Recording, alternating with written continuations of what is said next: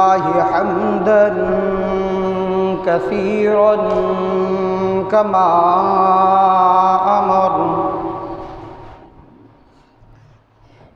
ونشهد أن لا إله إلا الله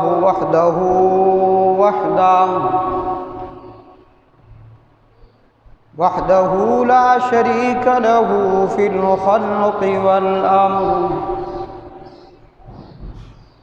إدغارا لمن جحد به وكفر ونشهد أن سيدنا ومولانا محمدا عبده ورسوله المبعوث إلى الأسود والأحمر لتتميم مكارم الأخلاق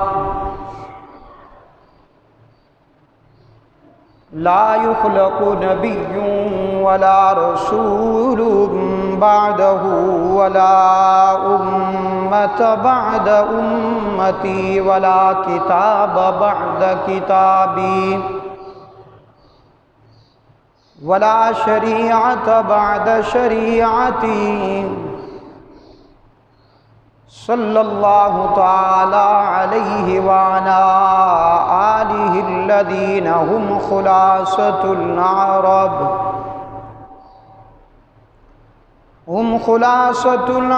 العرباء وخير الخلائق بعد الأنبياء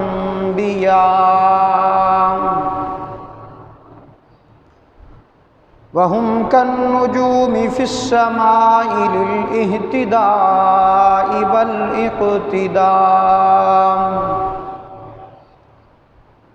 وهم مفاتيح الرحمة ومصابيح الغرر أعوذ بالله من الشيطان الرجيم بسم الله الرحمن الرحيم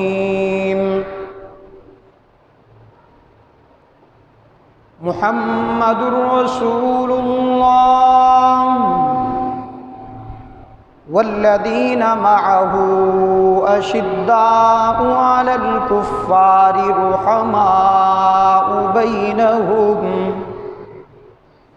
رحماء بينهم تراهم ركعا سجدا يبتغون فضلا من الله ورضوانا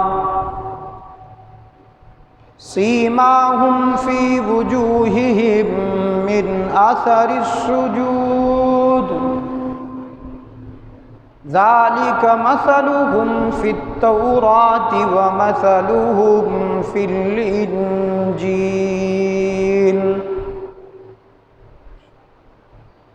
وقال تعالى رضي الله عنهم ورضوا عنه وقال في موضع آخر إن الذين جاءوا بالإفك عصبة منكم لا تحسبوه شر لكم بل هو خير لكم وقال في موضع آخر الخبيثات للخبيثين والخبيثون للخبيثات والطيبات للطيبين والطيبون للطيبات أولئك مبرؤون مما يقولون لهم مغفرة ورزق کریم. درود پاک پڑھیے. اللہم صلی علی محمد وعلی آل محمد کما صلیت علی ابراہیم وعلی آل ابراہیم انک حمید مجید. اللهم بارك على محمد وعلى آل محمد كما باركت على إبراهيم وعلى آل إبراهيم إنك حميد مجيد رب اشرح لي صدري ويسر لي أمري واحلل عقدة من لساني يفقهوا قولي رب زدني علما رب زدني علما رب زدنی علما۔ میرے واجب الاحترام سامعین محترم، آج یہاں ہم جامعہ مسجد ابراہیمی جلال آباد میں جمعہ کی نشست میں جمع ہیں، اور آج کا یہ جمعہ ماہ صیام، ماہ رمضان المبارک سن 1442 ہجری کا آج تیسرا جمعۃ المبارک ہے، اور اسی طرح ماہ اپریل سن 2021 کا آج آخری جمعۃ المبارک ہے۔ دعا ہے رب العزت سے کہ رب العالمین مجھ گناہگار کو صحیح حق سچ کہنے کی اور پھر ہم سب کو اس پہ عمل کرنے کی توفیق عطا فرمائے۔ سب سے بڑی بات تو وہی ہے کہ رب العزت کے ہاں ہم شکر ادا کریں کہ رب العالمین نے ہمیں اپنے دروازے پر سب سے پہلے آنے والوں میں شامل فرمایا، توفیق عطا فرمائی۔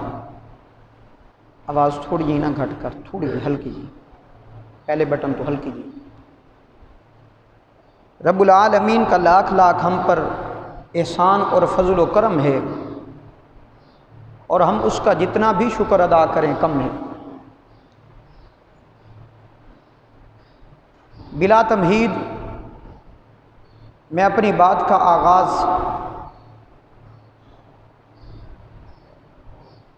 شروع کرنا چاہتا ہوں۔ دو تین باتیں رمضان المبارک کے متعلق کر کے میں اپنی بات کو آگے بڑھاتا ہوں،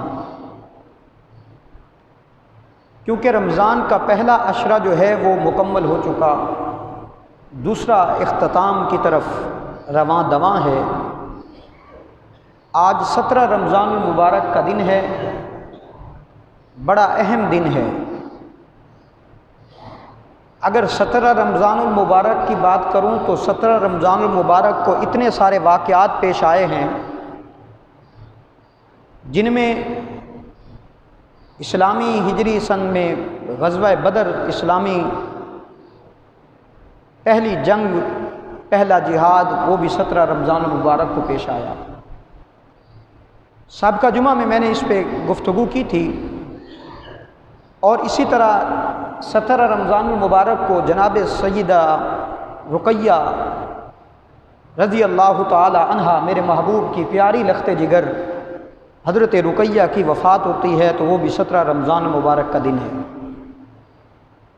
اور اسی طرح 17 رمضان المبارک کے دن جناب سیدہ ام عائشہ، آپ کی اور میری ماں ام المؤمنین سیدہ عائشہ صدیقہ رضی اللہ تعالی عنہا کی وفات ہوتی ہے۔ مورخین نے لکھا ہے کہ 17 رمضان المبارک کے دن ہی سیدنا علی المرتضیٰ کی شہادت بھی ہے، لیکن زیادہ راجح قول کے مطابق اس 21 رمضان المبارک کو حضرت علی المرتضیٰ کی شہادت ہوئی ہے۔ پھر مورخین نے کہا ہے کہ 17 رمضان المبارک کے دن ان پر حملہ ہوا، وہ زخمی ہوئے، اور 21 رمضان المبارک کو جام شہادت نوش فرمایا۔ تو بہرحال دوسرا عشرہ اختتام کی طرف رواں دواں ہے، 2-4 دن باقی ہیں، آج 17 ہے تو 3 دن باقی ہیں۔ رمضان المبارک میں اللہ کے رسول صلی اللہ علیہ وسلم کی عبادت کا سماں یہ ہوتا تھا کہ رحمت عالم صلی اللہ علیہ وسلم وہ پیغمبر جو معصوم عن الخطا تھے، امت کو سبق دینے کے لیے رمضان میں اتنی کثرت سے عبادت کرتے تھے، حتیٰ کہ اعتکاف فرمایا کرتے تھے۔ اعتکاف کیا ہے میرے دوستو؟ اعتکاف یہ ہے کہ اللہ کے دروازے پر انسان آئے اور رب العالمین کے حضور اپنی ندامت اور سابقہ زندگی پر پشیمان ہو کر اللہ کو راضی کر کے جائے۔ اعتکاف کا اصل مقصد تو لیلۃ القدر کی رات کی تلاش ہی ہے۔ لیلۃ القدر کی رات کیا ہے؟ رب العالمین نے لیلۃ القدر کی رات کے متعلق فرمایا کہ لیلۃ القدر کی رات جو ہے وہ خیر من الف شہر، وہ 1000 مہینوں کی عبادت سے افضل ہے۔ فرمایا انا انزلناہ فی لیلۃ القدر وما ادراک ما لیلۃ القدر لیلۃ القدر خیر من الف شہر۔ پھر رب العالمین اس رات میں ہوتا کیا ہے؟ فرمایا تنزل الملائکۃ والروح فیہا، اس رات میں ملائکہ روح الامین جبرائیل امین سمیت روئے زمین پر اترتے ہیں۔ بِإِذْنِ رَبِّهِمْ مِنْ كُلِّ امر، ہر خیر لے کر، امر حکم خیر کا لے کر زمین پر آتے ہیں۔ سلام ہی حتی مطلع الفجر، علماء لکھتے ہیں کہ اس رات میں جو عبادت کر رہا ہوتا ہے فرشتے ان سے مصافحہ کرتے ہیں۔ بہرحال یہ رات بڑی عظیم رات ہے، جس کو مل گئی تو اس کا معاملہ کامیاب رہا۔ اور اللہ کے رسول صلی اللہ علیہ وسلم نے فرمایا اس کو تلاش کرو، اس کو متعین نہیں کیا۔ لیلۃ القدر کی رات فرمایا کہ 21 کی رات کو، 23 کی رات کو، 25 کی رات کو، 27 کی رات کو اور 29 کی رات کو، یہ طاق راتیں جو ہیں ان میں لیلۃ القدر کی رات کو تلاش کرو، اللہ رب العالمین آپ کو نصیب فرما دیں گے۔ پھر جب تمہیں وہ مل گئی تو فرمایا 1000 مہینوں کی عبادت سے افضل ہے۔ اب یہ راتیں جو ہیں لیلۃ القدر کی رات پورے سال کے کسی مہینے میں بھی آپ کو نہیں ملے گی۔ لیلۃ القدر کی رات آپ کو رمضان المبارک میں ملے گی، اور جس کو میں عرض کر رہا تھا جس کو مل گئی اس کے بیڑے ہی پار ہو گئے۔ تو اللہ کے رسول اعتکاف کیا کرتے تھے رمضان المبارک میں امت کو سبق دینے کے لیے، اور انسان جب باہر ہوتا ہے تو اس کو اتنی لگاؤ لگن اللہ کے ساتھ اتنی نہیں ہوتی جتنی اللہ کے گھر میں آنے کے ساتھ ہوتی ہے۔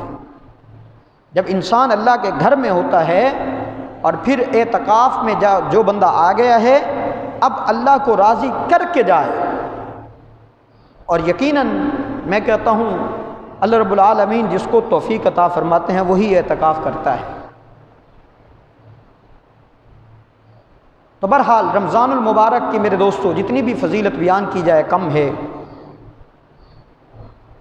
روزے دار کے متعلق فرمایا کہ روزے دار کے لیے 24 گھنٹوں میں ایک گھڑی ایسی آتی ہے کہ اس گھڑی میں اس کی دعا قبول ہوتی ہے، اس کا ثمرہ ملتا ہے، اس کی دعا رد نہیں کی جاتی۔ بعد میں تو وہ افطار کے وقت کی لکھی ہے۔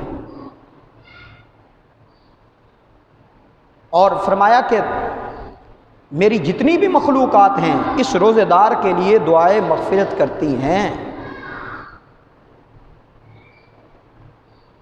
تو دعا ہے جو روزہ رکھ رہے ہیں رب العالمین ان کا روزہ قبول فرمائے، جو نہیں رکھ رہے رب العالمین ان کو رکھنے کی توفیق عطا فرمائے۔ غزوہ بدر کے متعلق میں عرض کر رہا تھا، اسلامی ہجری میں جب میرے محبوب مدینہ طیبہ چلے گئے، سابقہ جمعہ میں نے اس پر تفصیل سے گفتگو کی تھی کہ میرے محبوب جب گئے تو پھر غزوہ بدر پیش آیا، لیکن میرا آج کے غزوہ بدر سے صرف ایک بات لینے کا مقصد ہے کہ 17 رمضان المبارک کو غزوہ بدر پیش آیا، 17 رمضان المبارک کو میرے محبوب کی پیاری لخت جگر جناب حضرت رقیہ کی وفات ہوئی ہے۔ رحمت عالم صلی اللہ علیہ وسلم جب غزوہ بدر سے واپس تشریف لائے، اسلامی ہجری سن کا غزوہ تھا، پہلا غزوہ، رب العالمین نے مسلمانوں کو فتح عنایت فرمائی، کفار کو شکست ہوئی۔ اللہ کے رسول جب واپس لوٹے مدینہ طیبہ کی طرف، حضرت زید آئے اور آ کر عرض کی اللہ کے رسول آپ کی پیاری بیٹی لخت جگر جناب رقیہ فوت ہو گئی ہیں۔ رحمت عالم صلی اللہ علیہ وسلم نے مسجد نبوی میں جانے کی بجائے پوچھا کہ میری بیٹی کہاں ہے اس وقت؟ عرض کی اللہ کے رسول جنت البقیع کے اندر اس کا تدفین کا انتظام کیا جا رہا ہے۔ کملی والا جو سب سے پہلے آیا کرتا تھا مسجد نبوی میں، میرا محبوب کی روٹین تھی، جب آتے تھے تو مسجد نبوی میں آیا کرتے تھے، لیکن آج میرے محبوب پر وہ غم طاری تھا جو سیدہ رقیہ کے جانے کی جدائی کا غم تھا۔ اللہ کے رسول سیدھا جنت البقیع میں تشریف لے گئے۔ رحمت عالم صلی اللہ علیہ وسلم جب جنت البقیع میں پہنچے، صحابہ کرام اس وقت سیدہ رقیہ رضی اللہ تعالی عنہا کو دفن کر چکے تھے، ان پر مٹی ڈال رہے تھے، اور کسی نے کہہ دیا اللہ کے رسول ہم مٹی کو اٹھا کر سائڈ پہ کریں اور آپ کی بیٹی کا دیدار کروائیں۔ میرے محبوب کی آنکھوں سے آنسو جاری تھے، اور رحمت عالم صلی اللہ علیہ وسلم نے فرمایا میں نے رقیہ کا معاملہ اللہ کے سپرد کر دیا ہوں، اور میرے محبوب نے حضرت رقیہ کے لیے وہاں کھڑے ہو کر دعائے کلمات کہے، الہ العالمین تو میری اس بیٹی سے راضی ہو جانا۔ یہ وہ بیٹی تھی جس نے میرے دوستوں قربانی پیش کی تھی، اسی اسلام کے لیے جناب رقیہ کو طلاق ہوئی۔ ابو لہب کے بیٹوں سے جب نکاح ہوا تھا تو ابو لہب کے بیٹوں نے طلاق دے دی۔ وجہ کیا پیش آئی؟ وجہ یہ آئی کہ رحمت عالم صلی اللہ علیہ وسلم کلمہ حق کیوں بلند کرتے ہیں؟ میری اور آپ کی بیٹی کو یا بہن کو طلاق ہو تو ہم سے پوچھئے کہ ہمارے دلوں پہ کیا بیتتی ہے۔ وہ اس وقت کافر تھے، لیکن ملت ابراہیمی پر ان کا نکاح ہوا تھا، لیکن جب رقیہ کو طلاق ہوئی دین اسلام کی وجہ سے، اس وقت میرے محبوب کے دل پہ کیا بیتی ہوگی میرے دوست۔ رب العالمین کے حضور التجا کی، الہ العالمین میں رقیہ کا معاملہ تیرے سپرد کر چکا ہوں، تو اس سے راضی ہو جانا، میں بھی راضی ہوں، تو بھی راضی ہو جا۔ اور رب العالمین کے حضور التجا کی، اس کے قبر کا معاملہ بھی آسان فرما دینا۔ یہ وہ دن تھا جب میرے محبوب غزوہ بدر سے واپس آئے تو اللہ کے رسول پر غموں کے پہاڑ ٹوٹ گئے۔ یہ جناب رقیہ حضرت عثمان غنی کے نکاح میں آئی تھی، اور اسی حضرت عثمان غنی کے بارے میں اللہ کے رسول نے فرمایا کہ میری اگر 40 بیٹیاں بھی ہوتی میں یکے بعدیگر عثمان کو دیتے چلا جاتا۔ جب حضرت رقیہ کا انتقال ہوا تو اللہ کے رسول نے حضرت عثمان غنی کو غم زدہ پایا، پریشان پایا کہ رقیہ کی جدائی میں عثمان غنی غم زدہ رہتے ہیں، تو محبوب نے اپنی بیٹی ام کلثوم جو تھی حضرت کلثوم کا نکاح بھی دے دیا حضرت عثمان غنی کو۔ میرے محبوب کی پہلی لخت جگر حضرت زینب ہیں جو حضرت ابو العاص کے نکاح میں آئی تھی، پھر یہ رقیہ ہیں، ام کلثوم ہیں، پھر چوتھی بیٹی جناب فاطمۃ الزہرا ہیں جو جناب حیدر کرار شیر خدا کے نکاح میں آئی۔ تو آج کا میرا عنوان حضرت علی کا بھی ہے۔ کون علی؟ وہ علی جو پیغمبر صلی اللہ علیہ وسلم کا بھائی ہے۔ میرے محبوب صلی اللہ علیہ وسلم کے والد گرامی حضرت عبداللہ ہیں، حضرت عبداللہ کے بھائی ہیں ابو طالب، ان کا نام اصل میں عبد مناف تھا، ان کا بیٹا فوت ہو گیا تو اس کے نام پر ابو طالب کی کنیت آ گئی، تو انہوں نے ابو طالب کہنا شروع کر دیا۔ اور اسی طرح تیسرے چچا جو ہیں وہ حضرت زبیر ہیں، یہ سکے چچا، میرے محبوب کے سکے چچا 2 ہیں۔ اس کے علاوہ اور بھی ہیں، حضرت عباس ہیں، حضرت حمزہ ہیں، باقی بھی ہیں۔ ابو طالب کثیر العیال تھے اور قلیل المال تھے، مال کی فراوانی نہیں تھی، اولاد کی کثرت زیادہ تھی، تو ابو طالب نے اپنے بیٹے حضرت علی کو میرے محبوب کے سپرد کر دیا۔ حضرت علی کی جب ولادت ہوئی تو حضرت علی کی ولادت کے بعد توجہ کرنا، حضرت علی کی والدہ کا نام فاطمہ ہے، حضرت علی کی بیگم کا نام بھی فاطمہ ہے، اور حضرت عمر فاروق کی بہن کا نام بھی فاطمہ ہے۔ یہ فاطمہ اس وقت اس نام کی بڑی اس وقت تشہیر تھی، تو جناب فاطمہ نے اپنے بیٹے حضرت علی کا نام رکھا۔ جب پیدا ہوئے تو نام رکھنے کی بات آئی تو انہوں نے اپنے باپ کا نام پہ نام رکھا، اسد نام رکھا، حیدر نام رکھا۔ اسد کا مطلب شیر تھا، حیدر نام رکھا۔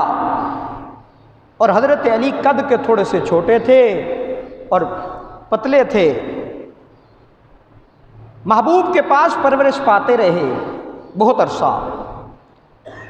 اللہ کے رسول صلی اللہ علیہ وسلم کے پاس جب آئے تو محبوب نے تربیت کی، محبوب نے پرورش کی۔ علماء نے لکھا ہے کہ جب حضرت علی المرتضیٰ نے اسلام قبول کیا تو ان کی عمر بعض نے کہا 7 سال تھی، بعض نے 10 سال کہا، بعض نے 12 سال کہی ہے۔ بہرحال یہ کنفرم بات ہے کہ حضرت علی بچے تھے، اور بچوں میں سب سے پہلے جس نے اسلام قبول کیا وہ علی المرتضیٰ رضی اللہ تعالیٰ عنہ ہے۔ حضرت علی رضی اللہ تعالیٰ عنہ نے محبوب کے ساتھ اپنا وقت گزارا۔ رحمت عالم صلی اللہ علیہ وسلم نے جناب حیدر کرار کا نام بدل کر کے علی نام رکھ دیا۔ علی علو سے ہے، بلندی والا، کہ کل حیدر کو کوئی یہ نہ کہے کہ حیدر چھوٹے قد کا ہے، بلکہ علی کوئی بولے یا نہ بولے، جب علی بولے گا تو علی بلند مقام والا بن جائے گا۔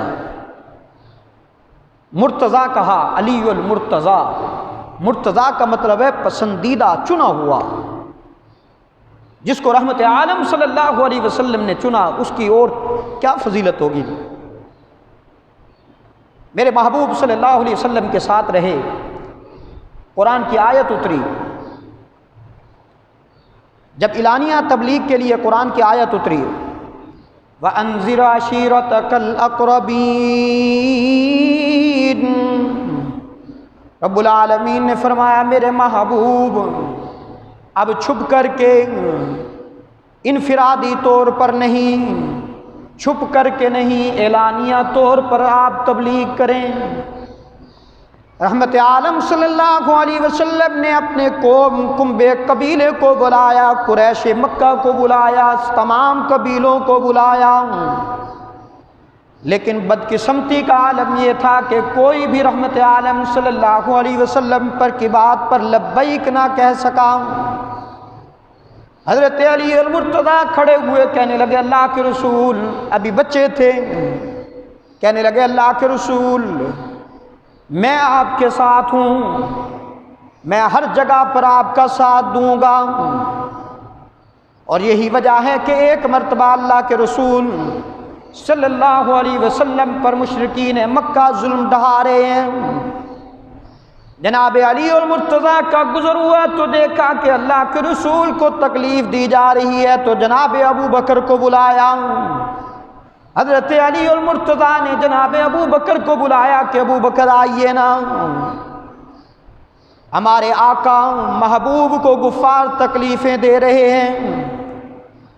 جناب ابو بکر آئے اور آ کر کے کفار سے کہا کہ بدبختوں کوئی شرم حیا کی بات بھی ہوتی ہے، میرے محبوب کا قصور تو صرف اتنا ہے کہ وہ کہتے ہیں کہ یہ 360 کچھ نہیں ہے، سب کچھ کرنے والا الہ العالمین ہے نا۔ جناب علی المرتضیٰ نے محبوب کے ساتھ ہر لمحہ، ہر سیکنڈ، ہر منٹ زندگی گزاری ہے۔ ہجرت کی رات اللہ کے رسول صلی اللہ علیہ وسلم نے جناب علی المرتضیٰ کو اپنے بستر پر سلایا، فرمایا علی یہ فلاں فلاں کافر کی امانت ہے، یہ ان کے سپرد کر کے تو پھر صبح اٹھ کے آ جانا، میں مقام قبا پر تیرا انتظار کروں گا۔ حضرت علی رضی اللہ تعالیٰ عنہ فرماتے ہیں کہ میں اس یقین کے ساتھ بے فکر ہو کے سویا کہ میں مقام قبا تک تو پہنچ کے رہوں گا، مشرکین مکہ میرا کچھ بھی نہیں بگاڑ سکتے۔ کیوں؟ اللہ کے رسول نے جو فرما دیا ہے اس بات میں سچ ہی سچ ہے، کملی والے نے جو کہا ہے تو پھر میں پہنچ کے رہوں گا۔ صبح اٹھتے ہیں، سب سے پہلے تو مشرکین نے سوال کیا محمد کہاں ہیں صلی اللہ علیہ وسلم؟ حضرت علی نے کہا چلے گئے۔ کہاں گئے؟ کہا جہاں جانا تھا۔ کہاں جانا تھا؟ کہا چلے گئے، جہاں جانا تھا وہ چلے گئے۔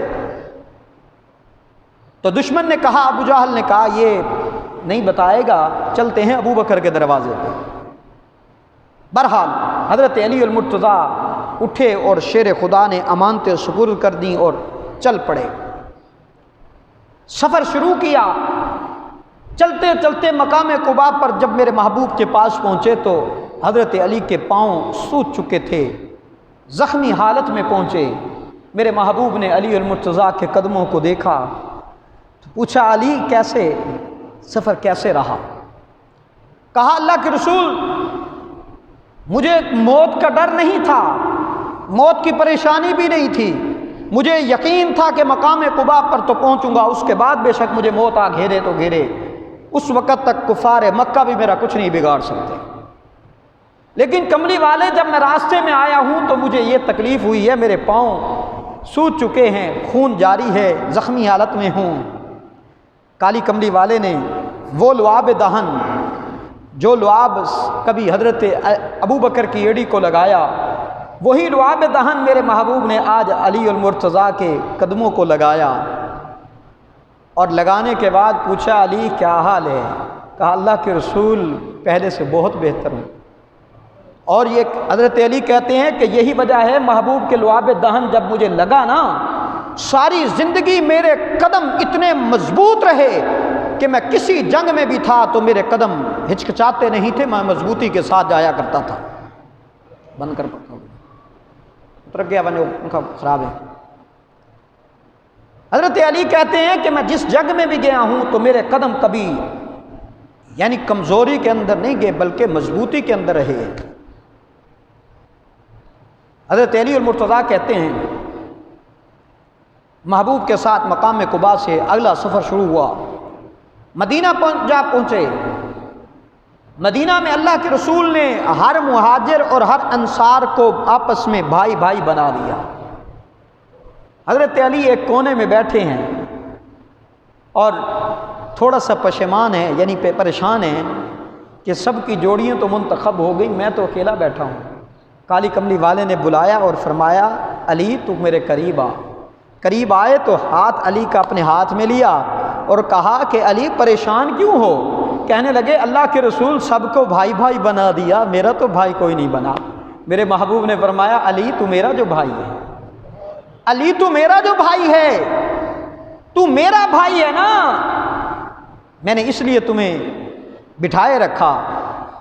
حضرت علی کہتے ہیں کہ پھر محبوب کے ساتھ میں رہا، محبوب کے ساتھ ہر جگہ پہ، ہر جنگ میں، غزوہ بدر میں بھی محبوب کے ساتھ رہا ہوں، غزوہ احد میں بھی، غزوہ خندق میں بھی۔ جناب علی المرتضیٰ کہتے ہیں کہ جب غزوہ بدر پیش آیا تو ولید بن عتبہ نے کہا کہ محمد صلی اللہ علیہ وسلم نکالو اپنے کسی بندے کو، اور مختصر یہ ہے کہ حضرت علی کو میرے محبوب نے آگے بھیجا، تھپکی دے کر بھیجا۔ ولید بن عتبہ کہتا ہے کہ اس کو بھیج رہے ہو، یہ بچہ میرا مقابلہ کرے گا۔ حضرت علی نے یوں تلوار ماری اور اس کو زمین پہ بچھاڑ دیا اور وہ بلک بلک کے مر گیا۔ حضرت علی جرأت و بہادری کے پیکر تھے، شیر خدا تھے، ہر جنگ میں محبوب کی دعاؤں کے نتیجے سے علی المرتضیٰ ہر جنگ میں اول آتے رہے تھے۔ اسی طرح غزوہ احد کی بات ہے، کالی کملی والے کو جب غزوہ احد میں معاملہ پیش آیا کہ دشمن ایک دستہ حملہ آور ہونا چاہتا تھا، حضرت علی کی نگاہ پڑی تو حضرت علی آگے بڑھے اور اس دستے کو پیچھے کیا اور اس کا مقابلہ کیا۔ حضرت علی المرتضیٰ ابھی ادھر ہٹے تو دوسرا دستہ آیا، پھر دوسرے دستے کا بھی مقابلہ کیا، پھر تیسرا دستہ آیا، پھر تیسرے دستے کا بھی مقابلہ کیا۔ جب اللہ کے رسول کی حفاظت ہوئی علی المرتضیٰ نے کی تو رحمت عالم صلی اللہ علیہ وسلم نے فرمایا کہ علی میں تجھ سے ہوں، تو مجھ سے ہے، میں تیرے سے راضی، تو میرے سے راضی۔ اتنے میں جبرائیل امین آئے۔ جبرائیل امین نے بھی آ کر اس محفل میں شرکت کی۔ کہا اللہ کے رسول صرف علی المرتضیٰ اور آپ نہیں، میں بھی آپ کے ساتھ اس معاملے میں شریک ہوں۔ حضرت علی المرتضیٰ رضی اللہ تعالیٰ عنہ میرے دوستو وہ عظیم شخصیت ہیں۔ جب حضرت علی رضی اللہ تعالیٰ عنہ کے رشتے کے متعلق بات آئی،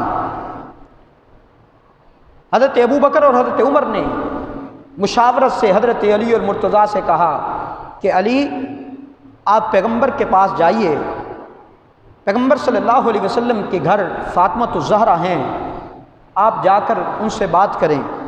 حضرت علی کہنے لگے میں نہیں جانا چاہتا، میں کیسے جا کے بات کروں؟ حضرت ابو بکر صدیق نے ساری بات بتلائی۔ حضرت علی المرتضیٰ چلے گئے اللہ کے رسول کے پاس، پہنچے تو میرے محبوب نے پوچھا علی کیسے آنا ہوا؟ کہنے لگا اللہ کے رسول آپ کا مہمان بننا چاہتا ہوں۔ کالی کملی والے نے فرمایا اہلا و سہلا و مرحبا۔ ابو بکر صدیق رضی اللہ تعالیٰ عنہ کے پاس گئے، کہنے لگے اللہ کے رسول نے یہ جملے کہے ہیں۔ ابو بکر صدیق نے کہا علی میں پیغمبر صلی اللہ علیہ وسلم کے ساتھ رہتا ہوں، یوں سمجھ کہ میں پیغمبر کا رفیق ہوں نا، میں پیغمبر کی ہر بات سے آگاہ ہوں، یوں سمجھ ہاں ہو گئی ہے تیرے لیے۔ کچھ دن گزرنے کے بعد اللہ کے رسول صلی اللہ علیہ وسلم نے حضرت علی المرتضیٰ کو بلایا، فرمایا علی تیرے پاس کچھ ہے؟ کہا اللہ کے رسول ایک تلوار ہے، ایک زرہ ہے۔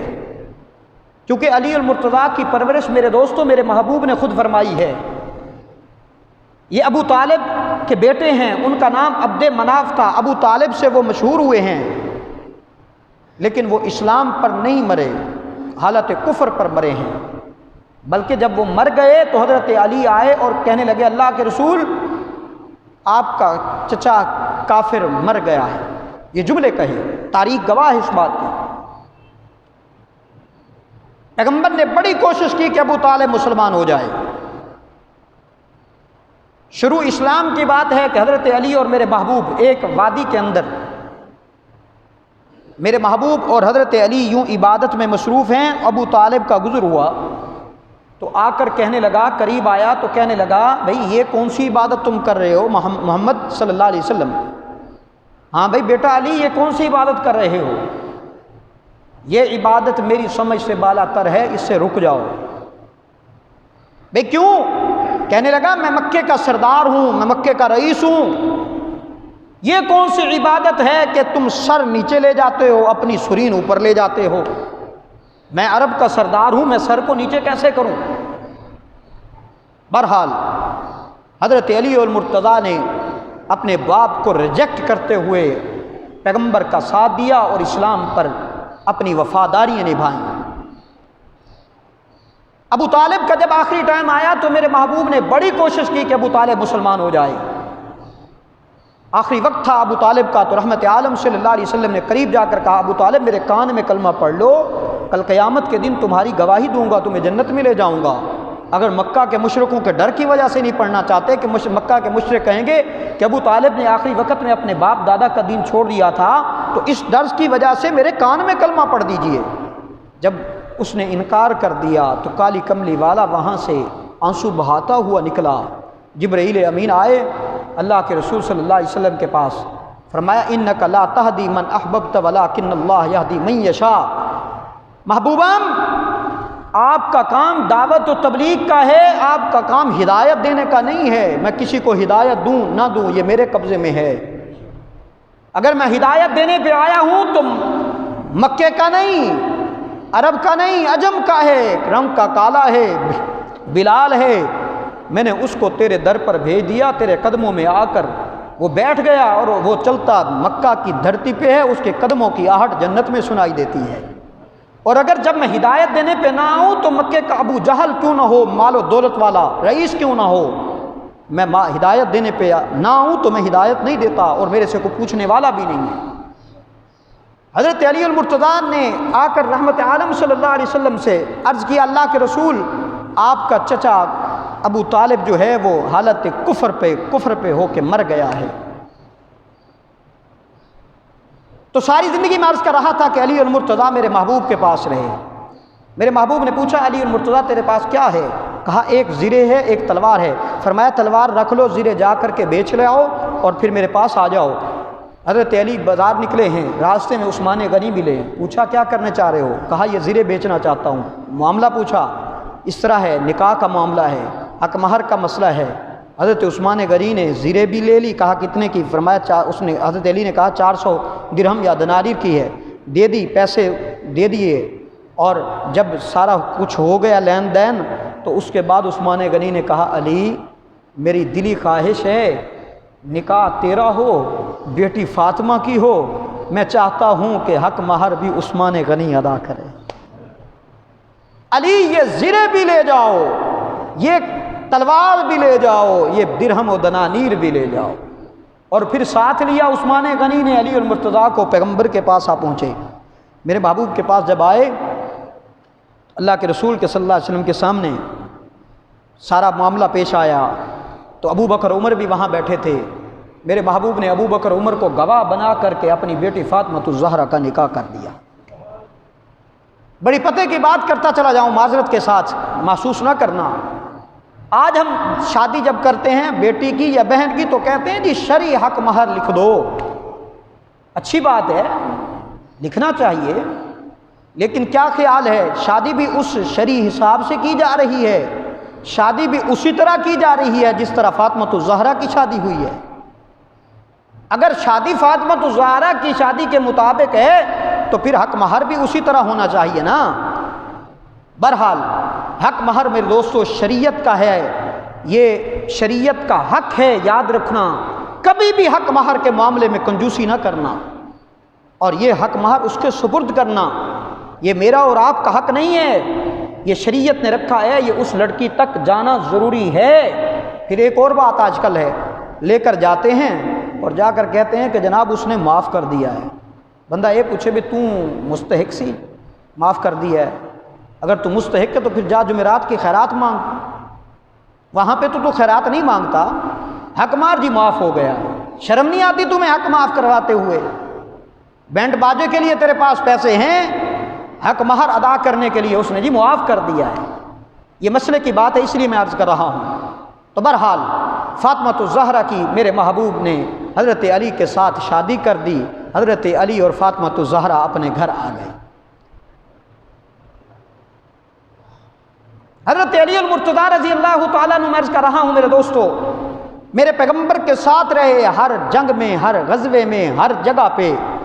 غزوہ خیبر کے متعلق آتا ہے، رحمت عالم صلی اللہ علیہ وسلم کے پاس جب غزوہ خیبر پیش آیا، مرحب کے ساتھ معاملہ پیش آیا، جب آمنا سامنا ہوا تو مرحب کو پتہ تھا ایک شیر خدا ہے، جناب علی المرتضیٰ ہے۔ اس نے اس وقت جنگ کا اصول یہ بھی ہوتا تھا کہ ایک دوسرے کو اشعار کی صورت میں ابھارا چڑھایا جاتا تھا، جذبات ابھارے چڑھائے جاتے تھے۔ تو جناب علی المرتضیٰ نے مرحب کو مخاطب کرتے ہوئے کہا، مرحب بڑا بہادر تھا، بڑا جنگجو تھا اور بڑا موٹا تازہ تھا، حتیٰ کہ جس گھوڑے پہ آیا تھا وہ گھوڑا اس کے وزن کی وجہ سے نیچے زمین پہ لگ رہا تھا، اس کی پشت، اتنا بڑا وہ بہادر تھا اور اتنا بڑا وہ موٹا اور دلیر تھا۔ اور اس نے آ کر للکارا پہلے حضرت علی کو، تو جناب علی المرتضیٰ نے بھی کہا، اے سوار عکس تو بتا کون ہے، کیا نام ہے، اے سوارے عکس تو بتا کون ہے، کیا نام ہے، آیا ہے کس لیے اور بتا کیا کام ہے۔ مرحب کہنے لگا قد علمت خیر انی مرحب شاکس صلاحی بطل مجرب۔ کہنے لگا کہ میں باشندہ عرب کا ہوں، میں ہوں باشندہ عرب کا، مرحب میرا نام ہے، کل عرب میں چرچا میری شجاعت کا عام ہے۔ آ گیا ہوں آج میں علی کو گرانے کے لیے، آ گیا ہوں آج میں علی کو گرانے کے لیے۔ تو علی سے، یہ حضرت علی کہہ رہے ہیں، تو علی سے لڑ سکے غلط تیرا انداز ہے، تو ہے کواہ کفر کا اور وہ اسلام کا باز ہے۔ تجھ کو کچھ فخر ہے اپنے جسم اور جان کا، تو گیدڑ شیطان کا علی شیر ہے رحمان کا۔ مرحب کہنے لگا، غصے میں آ گیا، یہ کافر غصے میں بھی بڑی جلدی آتے ہیں، بات بھی خود شروع کی، غصے میں بھی آ گیا۔ مرحب کہنے لگا جا چھوٹے دو جانا، علی اور مرتضیٰ کو بھیج میرا مقابلہ کرے نا۔ اس کو نہیں پتا تھا کہ یہ علی ہیں۔ سیدنا علی نے سوچا کہ میں ابھی بتانا نہیں چاہتا کہ میں کون ہوں، جب عملی میدان میں آئیں گے تو خود بخود پتہ چل جائے گا یہ بچہ ہے یا کون ہے۔ حفیظ جلندری کہتے ہیں ہو گئی کشمکش شروع مرحب سے اس جرار کی، ہو گئی کشمکش شروع مرحب سے اس جرار کی، مختصر ہے جسم والے حیدر کرار کی۔ میرے رب نے چھوٹے تن کو طاقت سے اتنا بھر دیا، میرے رب نے چھوٹے تن کو اتنا طاقت سے بھر دیا، اٹھا کے مرحب کو علی نے فرش پر پٹخ دیا۔ اور پھر وہ کہنے لگا یہ شکست فاش آج مجھ کو پہلی بار ہے۔ مرحب کہنے لگا یہ شکست فاش آج مجھ کو پہلی بار ہے، اب میں سمجھا ہوں کہ تو خود حیدر کرار ہے۔ سیدنا علی المرتضیٰ نے بہادری اور جرت کے ساتھ مرحب کو زمین پہ پٹخ دیا۔ پھر مرحب کو پتا چلا کہ یہ علی بچہ نہیں ہے، یہ تو شیر خدا ہے نا۔ جناب علی المرتضیٰ کی بات کر کے میں آگے چلوں۔ حضرت علی المرتضیٰ میرے دوستو چوتھے اسلام کے خلیفہ ہیں، ان کی شہادت 21 رمضان کو ہوئی ہے۔ کفار نے، منافقین نے پروگرام کے تحت 3 آدمیوں کے لیے، حضرت امیر معاویہ، حضرت علی، حضرت عمر بن عاص کے لیے، ان 3 کے لیے وفد تشکیل دیا کہ ان کو صبح کی نماز میں ان تینوں کے اوپر وار کر کے ان کو شہید کیا جائے۔ عبد الرحمن بن ملجم نے جناب علی المرتضیٰ پر صبح کی نماز میں آ کر وار کیا۔ حضرت علی المرتضیٰ زخمی حالت میں گرے۔ وہ بدبخت کہنے لگا زخم کی پٹی نہ کرو علی کی، کہتا ہے میں اس تلوار کو تو میں نے 1 مہینے تک زہر میں رکھا ہے۔ یہ سننے کے باوجود بھی علی المرتضیٰ کا حوصلہ دیکھیے میرے دوستو۔ علی المرتضیٰ نے کہا کہ تمام صحابہ سے کہا، اس وقت کے جو تھے اپنے ورثاء سے کہا کہ اس کو کہنا کچھ نہیں ہے، اگر میں شہید ہو گیا تو اس کو معاف کر دیجئے گا، اور اگر میں زندہ رہا تو میرا معاملہ میں خود اس سے نمٹ لوں گا۔ اور ایک نے حضرت عمرو بن عاص پہ حملہ کرنا تھا، اس دن صبح کی نماز میں عمرو بن عاص نہ آئے، اور تیسرے نے حضرت امیر معاویہ پر حملہ کیا، تیر سر سے نیچے سرک کر کے کمر مبارک پر حضرت امیر معاویہ کو جا لگا۔ کفار کی سازش تھی کہ اس وقت یہ تین بہت بڑے صحابی جو اس وقت اسلام کی روح سے حکومت کر رہے تھے، ان کا ارادہ تھا کہ ان تینوں کو مٹا دیا جائے۔ چنانچہ 21 رمضان المبارک کو حضرت علی المرتضیٰ کی شہادت ہوتی ہے۔ دعا ہے رب العالمین سے کہ رب العالمین حضرت علی المرتضیٰ کی شہادت کو فخر سے بلند کرے اور ان کے درجات کو بلند فرمائے، اور ان کے توسط سے ہماری قبر اور آخرت کا معاملہ آسان فرمائے۔ آخری بات جو موضوع ہے آج کا 17 رمضان المبارک کے حوالے سے، سیدہ عائشہ صدیقہ رضی اللہ تعالیٰ عنہ کی وفات بھی 17 رمضان المبارک ہوتی ہے۔ جناب سیدہ عائشہ پر تہمت لگتی ہے، تفصیل کا وقت نہیں ہے، میں مختصر کرتا چلا جاؤں۔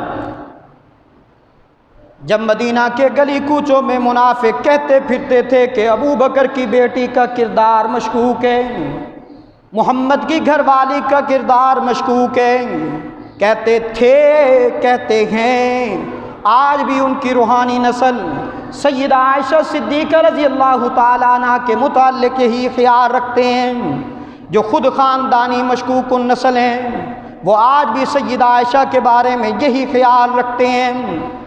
بنو مستلق کے غزوہ کے واپسی کے موقع پر سیدہ عائشہ فرماتی ہیں کہ میری آزمائش اور میرے امتحان کا وقت آ گیا کہ منافقین نے ایک سوچی سمجھی سکیم کے تحت میرے خلاف ایک گھنونا پروپیگنڈا بنایا۔ میرے آقا سخت ملعون و حزین ہو کر گھر تشریف لائے۔ فرماتی ہیں جب محبوب گھر آئے تو میں نے محبوب کی جبین عطر کو پڑھتے ہی محسوس کر لیا کہ میرے آقا کسی گہرے غم میں الم میں مبتلا ہیں۔ سیدہ عائشہ فرماتی ہیں رمز شناس نبوت جو ہوئی کہنے لگی، میں نے اللہ کے رسول کو سلام عرض کیا تو رحمت عالم صلی اللہ علیہ وسلم نے چہرہ دوسری طرف پھیر لیا۔ فرماتی ہیں میں حضرت عائشہ فرماتی ہیں کہ میں دوڑتی ہوئی اس طرف آئی جس طرف محبوب نے چہرہ پھیرا تھا، اور میں نے پھر آ کر رحم طلب نگاہوں سے اپنے آقا کے آقا کو سلام عرض کیا تو میرے محبوب نے چہرہ پھر دوسری طرف پھیر لیا۔ فرماتی ہیں کہ مجھے سمجھ نہیں آ رہا تھا کہ محبوب اب کو کیا معاملہ ہے، میرے محبوب کیوں خاموش ہیں۔ فرماتی ہیں کہ پھر محبوب کی خاموشی نے مجھے بہت کچھ سمجھا دیا، اور میں نے اپنے آقا سے اجازت چاہی، اگر آقا آپ کی اجازت ہو تو میں اپنے ابا کے گھر چلی جاؤں، اگر آپ اجازت دیں تو میں اپنے ابا کے گھر چلی جاؤں۔ وہاں جا کر خیال تھا کہ وہاں جا کر صورتحال کا پتہ کروں کہ میرے آقا کیوں محزون و پریشان ہیں۔ سیدہ عائشہ فرماتی ہیں رحمت عالم صلی اللہ علیہ وسلم نے سکوت اختیار فرمایا۔ فرماتی ہیں کہ میں سمجھ گئی کہ اجازت ہو گئی ہے، وہاں سے میں اپنے ابا کے گھر چلی آئی۔ یہاں آتے ہی میں نے دیکھا کہ میرے ابا قرآن کی تلاوت کرتے ہوئے اشک بار ہیں، اور ماں تو رو رو کر نڈھال ہو چکی ہے۔ میں نے باپ سے بھی پوچھا، میں نے ماں سے بھی پوچھا کہ میرے آقا کیوں محزون و پریشان ہیں۔ وہ بولے تو کچھ نہیں، لیکن برستی ہوئی آنکھوں سے بتا دیا کہ ہم کب خوش ہیں۔ سیدہ عائشہ فرماتی ہیں مجھے سمجھ نہیں آ رہا تھا کہ معاملہ کیا ہے۔ پھر مستہ کی زبانی مجھے صحیح صورتحال کا علم ہوا کہ منافقین نے میرے خلاف ایک گھنونا الزام لگایا ہے۔ حضرت عائشہ فرماتی ہیں بس میں فرط احساس میں حدت میں مبتلا ہو گئی، مجھے بخار ہو گیا، اور میں مصلی اٹھا کر گھر کے اس حصے میں جانے لگی جہاں مکمل تنہائی تھی، وہاں خاموشی تھی۔ میری والدہ نے مجھے وہاں جاتے ہوئے دیکھا تو گھبرا کر اٹھی اور دوڑتی ہوئی آئیں کہ کہیں میری بیٹی اپنی جان نہ لے لے، میری بیٹی کوئی سنگین فیصلہ نہ کر ڈالے۔ سیدہ عائشہ کی والدہ نے پوچھا بیٹی کہاں جانا چاہتی ہو؟ حضرت عائشہ نے فرمایا اماں جان آپ آرام سے بیٹھیے نا، ہائی کورٹ ناراض ہو گیا ہے، میں ذرا سپریم کورٹ کا دروازہ کھٹکھٹانے جا رہی ہوں۔ میں اس کے در پہ جا رہی ہوں جس کے در سے آج تک کسی کی اپیل رائے گاہ نہیں جاتی۔ سیدہ عائشہ فرماتی ہیں کہ میں مصلی بچھا کر سر بر سجود ہو گئی اور رب العالمین کے حضور التجا کی، او مظلوموں کے دستگیر، او مجبوروں کے مشکل کشا، او کمزوروں کے ساتھ دینے والے داتا۔ جب یوسف پہ الزام لگا تو جناب یوسف کی صفائی کا اہتمام بھی تو نے کیا، جب جناب موسیٰ پر الزام لگا تو جناب موسیٰ کی الزام کی برات کا اعلان بھی تو نے کیا، جب جناب مریم پر الزام لگا تو اس وقت جناب مریم کی الزام کی برات کا اہتمام بھی تو نے کیا۔ پھر آج دیکھنا تیرے محبوب کی حمیرہ بھی اشک بار آئی ہے، میں روتی ہوئی تیرے در پہ آئی ہوں نا، اس وقت تک سر سجدے سے نہیں اٹھاؤں گی جب تک میری برات کا اعلان نہ ہو جائے۔ صدیقہ کائنات کہتی ہیں ادھر یہ معاملہ تھا، ادھر رحمت عالم صلی اللہ علیہ وسلم نے صحابہ کرام کی میٹنگ بلا رکھی ہے۔ صحابہ کرام کی میٹنگ بلائی اور مسئلہ یہ رکھا کہ بتلاؤ اس معاملے میں کیا کیا جائے۔ صحابہ میں سے پہلے تو کسی کو اتنی جرت و گفتار بھی نہیں کہ وہ محبوب کے سامنے بات کر سکیں۔ ہر شخص اشک بارے، سسکیوں کی آواز آتی ہے، کبھی کبھی کسی کی چیخ نکل جاتی ہے کہ وہ اپنی ماں کے غم میں، ماں کے غم اور الم میں مبتلا ہے۔ اتنے میں حضرت علی المرتضیٰ اٹھے، عرض کرنے لگے اللہ کے رسول، اگر آپ قبیدہ خاطر ہیں تو آپ کو بیویوں کی کمی تو نہیں ہے، عائشہ کو طلاق دے دیجئے۔ بس اس آواز کے بعد جناب فاروق اعظم کھڑے ہوئے اور عرض کرنے لگے اللہ کے رسول، یہ بالکل آخری فیصلے کی بات ہے، سب سے پہلے مجھے یہ بتائیے نا، آپ کا عائشہ سے رشتہ منتخب کرنے والا کون ہے؟ ذرا ہم اس سے تو پوچھئے نا، پوچھے نا وہ کس کے لیے کون سی بیوی کا انتخاب کیا ہے۔ بس فاروق اعظم کی اس بات پر رحمت عالم صلی اللہ علیہ وسلم نے اپنی انگلی کا اشارہ کر دیا۔ پیغمبر کا یہ خاموش جواب اور مگر بہت بڑا جامع جواب تھا کہ یہ رشتہ عائشہ کے ساتھ تو رب العالمین نے منتخب کیا ہے۔ بس یہ کہنا تھا تو فاروق اعظم کی تلوار نیام سے نکل آئی، فاروق تیری تلوار پہ بھی قربان جاؤں، یہ منافقین کی روز اول سے دشمن ہے۔ عرض کیا اللہ کے رسول، منافقین کو تو میری تلوار کے حوالے کرے نا، یہ تو بالکل آخری وہاں سے فیصلہ آئے گا نا کہ عائشہ کو گھر سے نکالنے والا فیصلہ، گھر میں رکھنا یا نکالنا، یہ اس کے فیصلہ ہوگا تو ہوگا نا۔ فاروق اعظم کہنے لگے اللہ کے رسول، عائشہ کے دشمنوں کو تو میری تلوار کے حوالے کر دیجئے، میں عائشہ کے دشمنوں سے نمٹ لوں گا۔ کملی والے نے کہا کہ فاروق اعظم سے کہ بیٹھ جائیے۔ میں بھی فاروق اعظم سے کہنے لگے ابن خطاب، تو نے میرے دل کی گرانی کو دور کر دیا، میری پریشانی کو دور کر دیا۔ فاروق اعظم سے محبوب نے فرمایا کہ میں بھی اس کے فیصلے کا منتظر ہوں، تم بھی اس کے فیصلے کا انتظار کرو۔ میٹنگ برخاست ہوئی، رحمت عالم صلی اللہ علیہ وسلم یہاں سے اٹھ کر سیدھا خنوادہ صدیقی میں تشریف لے گئے۔ دروازے پہ دستک ہوئی، اندر سے آواز آئی، کیوں ہمیں تنگ کرتے ہو، کیوں ہمیں چھیڑتے ہو نا، ہم تو غم زدہ لوگ ہیں۔ رحمت عالم صلی اللہ علیہ وسلم نے فرمایا ابو بکر کے گھرانے والو دروازہ کھولو نا، تمہارے دروازے پہ آسمان و ہدایت کا سراج منیر آیا ہے۔ سیدہ کائنات کی والدہ دوڑتی ہوئی دروازے پہ آئیں، دروازہ کھولا تو دیکھا کہ دروازے پہ عبداللہ کا یتیم، آمنہ کا لال، رشتے مہتاب و آفتاب دروازے پر موجود ہے۔ جہانیہ والوں میں یہ کہا کرتا ہوں، صدیقی گھرانے کی خوش قسمتی پہ قربان جاؤں کہ ساری کائنات رسول کے قدموں میں اور رسول اللہ صلی اللہ علیہ وسلم صدیق اکبر کے دروازے پر، اس انفرادیت میں بھی صدیق اکبر کا کوئی مقابلہ نہیں کر سکتا۔ رحمت عالم صلی اللہ علیہ وسلم نے دروازے پہ دستک دی، جب کھلا تو پہلا سوال کیا کہ میری عائشہ کہاں ہے؟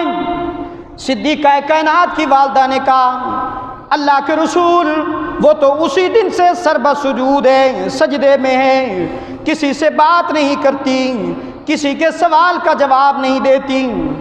رحمت عالم صلی اللہ علیہ وسلم جب یہ گفتگو کر رہے تھے تو سیدہ عائشہ کہتی ہیں کہ میرے دل میں خیال آیا کہ اٹھ کر اپنے محبوب کے دامن کو پکڑ کر کے اپنے غم کا بوجھ ہلکا کر لوں، لیکن میرے ضمیر نے میرے اٹھتے ہوئے قدم کی رہنمائی کرتے ہوئے روکا کہ ٹھیک ہے کہ تیرا محبوب تیرے گھر آیا ہے، لیکن یہ بھی تو قرینہ انصاف کے خلاف ہے، جس کی عدالت میں فیصلہ کیس دائر کیا ہے وہاں سے فیصلہ تو ہو لینے دینا۔ سیدہ عائشہ کہتی ہیں محبوب میرے قریب آئے اور آ کر کہنے لگے میری حمیرہ اگر اپنی صفائی میں کچھ کہنا چاہتی ہو تو بولو، میں سننے کے لیے آیا ہوں۔ سیدہ عائشہ کہتی ہیں کہ محبوب کا یہ کہنا تھا تو میں اپنے ضبط کے بندھن میرے ٹوٹ گئے، میں نے زاروں قطار روتے ہوئے کہا کہ اللہ کے رسول اشکو بثی وحزنی الی اللہ، میں اپنا غم علیم بذات الصدور کو سنا بیٹھی ہوں۔ آج میرا وہی حال ہے جو جناب یوسف کے والد کا تھا۔ دنیا والوں میں سے کسی کو اپنے کردار کی صفائی نہیں پیش کروں گی، وہ میرے کردار کو بھی جانتا ہے، میرے افکار کو بھی جانتا ہے۔ سیدہ عائشہ کہتی ہیں رحمت عالم صلی اللہ علیہ وسلم نے فرمایا میرا تیری مثل بھی فاروق اعظم نے سپریم کورٹ میں دائر کر دی ہے، میں بھی منتظر ہوں کہ وہاں سے کیا فیصلہ آتا ہے۔ سیدہ عائشہ کہتی ہیں کہ اتنے میں اللہ کے رسول صلی اللہ علیہ وسلم کے چہرے انور پر میں نے دیکھا کہ پسینے کے آثار نمودار ہوئے، پسینے کے آثار اس طرح نمودار تھے جیسے موتی بکھرے ہوں۔ فرماتی ہیں کہ میں نے دیکھا، سمجھ گئی کہ رابطہ قائم ہو گیا ہے، کال مل گئی ہے۔ کملی والے نے اپنی چادر اوڑھ لی، ادھر سیدنا صدیق اکبر کی بیگم اور سیدہ عائشہ یہ دونوں ماں بیٹیاں لرزہ بر اندام ہیں، فرط احساس میں کانپتے ہوئے اٹھ بیٹھی کہ نہ جانے کیا فیصلہ آتا ہے۔ ادھر رحمت عالم صلی اللہ علیہ وسلم لرزہ بر اندام ہے وحی میں۔ تھوڑی دیر گزری، میرے محبوب نے اپنی چادر اتاری تو سیدہ عائشہ کہتی ہیں محبوب کے چہرے انور کو میں نے پڑھتے ہی محسوس کر لیا کہ میری شام غم ختم ہو گئی ہے۔ محبوب کا چہرہ چادر سے یوں باہر آیا جیسے بادلوں کی گھٹا سے 14ویں کا چاند باہر آئے۔ محبوب نے فرمایا بنت صدیق ابو بکر کی بیٹی تمہیں مبارک ہو، تمہیں مبارک ہو، رب العالمین نے تیری برات کا اعلان کر دیا ہے۔ سیدہ عائشہ کہتی ہے کہ میں تو اس میں خیال میں تھی کہ اللہ کوئی القاء کریں گے کوئی بات، لیکن اللہ نے پوری صورت نازل فرما دی۔ وقت زیادہ ہو گیا، صرف 2-4 منٹ۔ میری اور آپ کی ماں کی بات ہو رہی ہے۔ 17 رمضان المبارک آج کا دن ہے، اما عائشہ کی وفات بھی آج کا دن ہے، تو ہم ماں کے لیے 10 منٹ دے دیں گے تو مجھے 10 منٹ قیمتی بن جائیں گے۔ میں ایمان سے کہتا ہوں کہ یہ 10 منٹ انشاءاللہ ہماری آخرت کے لیے نجات کا سبب بنیں گے۔ سیدہ عائشہ کہتی ہیں کہ مجھے معلوم بھی نہیں تھا کہ میرے بارے میں رب العالمین پوری صورت نازل فرما دیں گے۔ 18 آیات اتر گئی۔ اتنے میں رحمت عالم صلی اللہ علیہ وسلم کی زبان اطہر پر یہ آیت مچلنے لگی، الخبیثات للخبیثین والخبیثون للخبیثات والطیبات للطیبین والطیبون للطیبات۔ ناپاک بیویوں کے لیے ناپاک شوہر ہوا کرتے ہیں اور ناپاک مردوں کے لیے ناپاک بیویاں ہوا کرتی ہیں۔ پاک باز مردوں کے لیے پاک باز بیویاں ہوا کرتی ہیں اور پاک باز عورتوں کے لیے پاک باز مرد ہوا کرتے ہیں نا۔ رب العالمین نے جرا کے انداز میں یہ فیصلہ صادر فرمایا، اولئک مبرؤون مما یقولون، کہ محبوب کی عائشہ کا दामन गुनाह की आलूदगी से पाक है ना। जिसने आयशा की अजमत का अंदाज़ा करना हो तो वो उसके शोहर मोहम्मद अरबी को देख लेना। जिसका शोहर मोहम्मद अरबी जैसा मासूम हो तो उसकी घरवाली आयशा जैसी महफूज क्यों ना हो। सैयदा आयशा कहती हैं कि मैंने रब्बुल आलमीन के हुजूर इल्तिजा की, खुदावंदा ये मुनाफिकीन तो बड़ी बड़ी लंबी लंबी कस्में खाते हैं ना, लंबी लंबी कस्में खाते हैं। रब्बुल आलमीन ने फरमाया ला तुति कुल्ला हल्लाफिन महीन हम्माजिम मश्शाइम बिनमीम मन्नाइल लिल खैरि मुअतदिन असीम उतुल्लिम बअद ज़ालिका ज़नीम। रब्बुल आलमीन जैसी हौसला मंद ज़ात भी आयशा के मामले में जलाली हो गई। 10 सख्त जुमले फरमाया कि ये बड़ी बड़ी कस्में खाने वाले कज़्ज़ाब हैं, दज्जाल हैं, झूठे हैं, ये बुराई के रकीब हैं, शर के अलमबरदार हैं, खैर से दूर करने वाले हैं। और यहाँ तक जलाले खुदाबंदी के हद हो गई। रब्बुल आलमीन ने फरमाया इनकी तो नस्ल ही ठीक नहीं है। जो जिनकी नस्ल ही ठीक नहीं है वो आयशा पर इल्ज़ाम तराशी करने से कोई फ़र्क नहीं पड़ता। इतने में सैयदा आयशा कहती हैं मेरी माँ ने कहा बेटी उठ जाना, अपने खामद का शुक्रिया अदा कर। सैयदा आयशा कहती हैं कि नहीं मालूम मुझे आज क्या हो गया। मैंने कहा अम्मा जान इनका शुक्रिया अदा करूं जिनके घर से रोती हुई आई थी, मैं उसका शुक्रिया क्यों ना अदा करूं जिसने मेरे आंसुओं को दामन रहमत से पूंछ डाला है। सैयदा कायनात सजदे में चली गई, रब्बुल आलमीन के हुजूर इल्तिजा की। इलाहुल आलमीन ठीक है मेरी पाकी का तो ऐलान कर दिया, लेकिन जितनी रातें रोती रही हूँ इनका मुआवजा भी तो मिलना चाहिए ना। रब्बुल आलमीन ने फरमाया उलाइका मुबर्रऊन मिम्मा यक़ूलून लहुम मग़फ़िरतुन व रिज़्क़ुन करीम। सिर्फ आयशा ही नहीं, आयशा के गम में जितनी आंखें भी अश्कबार हुई हैं उनके लिए बेहतरीन रिज़्क़ का इंतज़ाम मैंने कर दिया है। रब्बुल आलमीन ने फरमाया मेरे महबूब की हुमैरा, ये मुनाफिकीन तुझे महबूब से जुदा करना चाहते हैं। ये मुनाफिकीन इनकी ये किरदार कुशी की जो महम है ना, ये इस वजह से थी कि किसी तरह महबूब और सिद्दीक़ के अंदर जुदाई पैदा हो जाए। लेकिन याद रखना मेरा महबूब जब दुनिया से जाएगा, आयशा तेरी गोद से जाएगा।